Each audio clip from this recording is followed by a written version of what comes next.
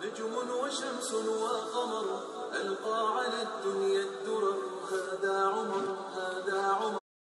If they ask you about the justice in the land of Muslims, say to them, Umar has died.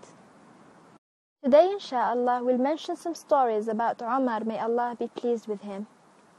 First story was told by Anas ibn Malik. He said, a man from Egypt came to Omar ibn Khattab in Medina and said, O Commander of the Faithful, I seek refuge in you from oppression. Omar replied, you have sought refuge where it is to be sought.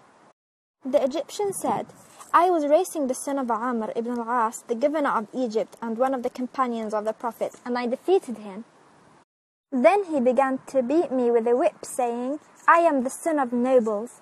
So Omar wrote to Amr commanding him to appear before him with his son. So they appeared before him. Omar inquired, where is the Egyptian? He is to take the whip and beat him.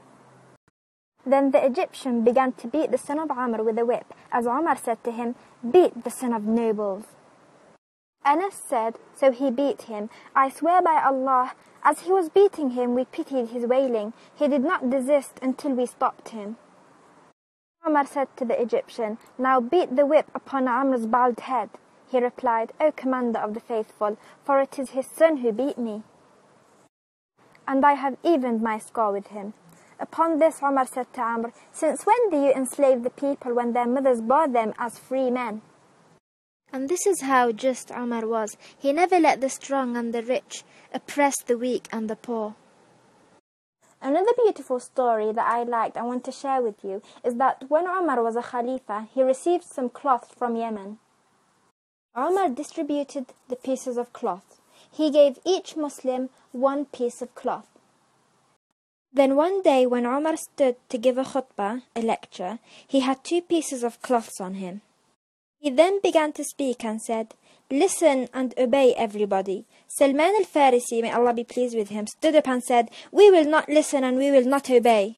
Omar ibn al-Khattab asked, how come? Salman said, because you have given each one of us 1 piece of cloth and we see that you are wearing 2 pieces of cloth. Omar ibn al-Khattab didn't answer him. Instead, he called upon his son Abdullah and told him to answer Salman. Abdullah then said, my father is a very tall man and very well built. 1 cloth would not be enough for him. That's why I gave him mine. Salman then said, now we will listen and obey.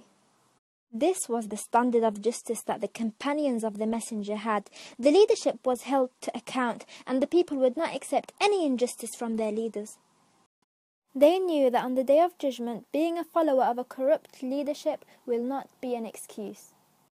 Umar ibn al-Khattab felt very responsible for his people, for the Muslims, for his workers, and even for animals. He once said, if a mule stumbles near the Euphrates River, I fear being questioned by Allah as to why I had not paved the road for it. And who hasn't heard the golden words of the Roman messenger, who said when he saw the prince of the believers sleeping under a tree? Umar ibn al-Khattab under a tree, without any guards, any weapons, nothing to protect him in particular from his people. So the Roman messenger said, O Umar, you ruled, you were just, thus you were safe, and thus you slept.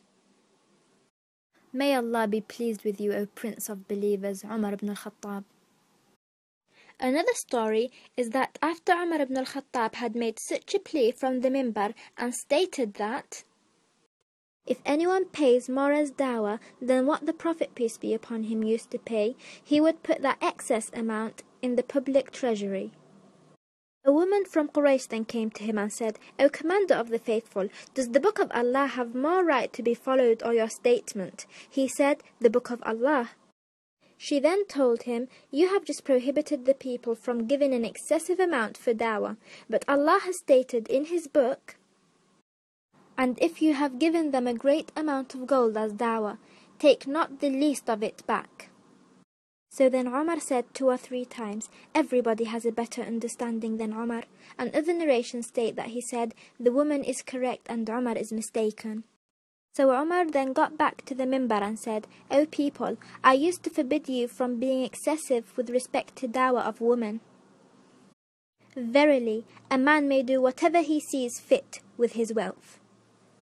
So subhanallah, when he makes a mistake, he admits his mistake because he fears Allah so much. Barakallahu feekum. May Allah bless you all, inshaAllah. Thank you for listening.